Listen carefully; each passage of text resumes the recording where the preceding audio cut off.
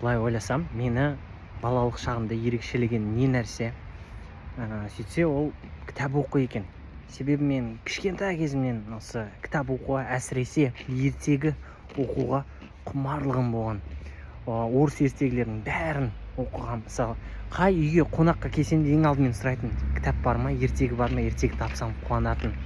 Одан кейін менің анам мұғалімдерді даярлау институтында жұмыс істеген, және оның жұмыс орнында екінші қабатта кітапхана болған.